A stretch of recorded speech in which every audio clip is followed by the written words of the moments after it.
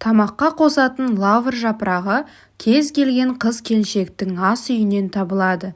Тек көпшілік жандар тамаққа қосатын лавр жапырағын тұрмыста өзге де жағдайлар үшін пайдалануға болатынын біле бермейді. Ұйқы. Егер балаңыздың ұйқысы мазасыз немесе тым сезімтал, болмашыға ояна беретін болса, онда бірнеше лавр жапырағын жастықтың келесі бетіне жапсырып бекітіп қойыңыз. Мұндай процедурадан кейін баланың ұйқысы тыныш және мықты болады. Сондай-ақ лавр жапырағы төсек жабдық үшін жақсы хошиістендіргіш бола алады. Ауыздан шығатын жағымсыз иіс. Кейде ауызды қанша шайып тазаласаң да жағымсыз иістің кетпей қалатыны бар.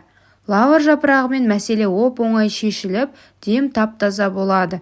Сонымен бірге ол қызыл иек қабынуын, стоматиттік басуға көмектеседі.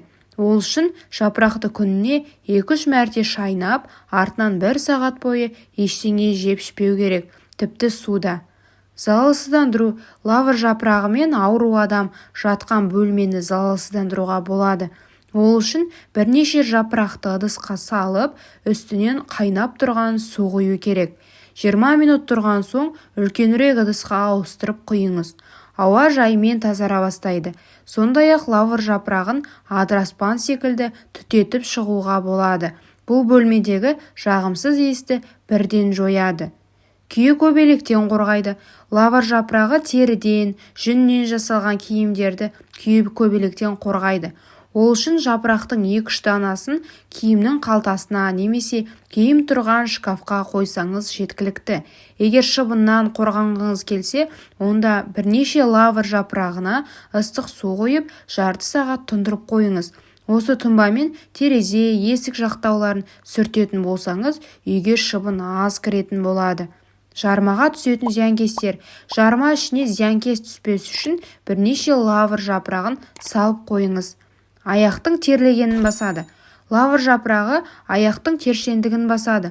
Ол үшін 30 шақты лавр жапырағын қайнаған су құйып, 3 сағат тұндырып қоямыз. Кейін тазикке құйып, аяқты салу қажет. 10 минуттан кейін жатып дем ала беруге болады. Ұйқыға жатар алдында жасаңыз. Бөлме гүлдері жақсы өседі. Лавр жапырағы бөлме гүлдерінің өсуіне, гүлдеуіне жақсы көмектеседі. Ол үшін 4 лавр жапырағының үстіне 1 литр ыстық су құйып, бетін жауып, 3-4 сағатқа қалдырамыз. Осы тұнбамен өсімдіктерді суғарып, жапырақтарын сүрту керек.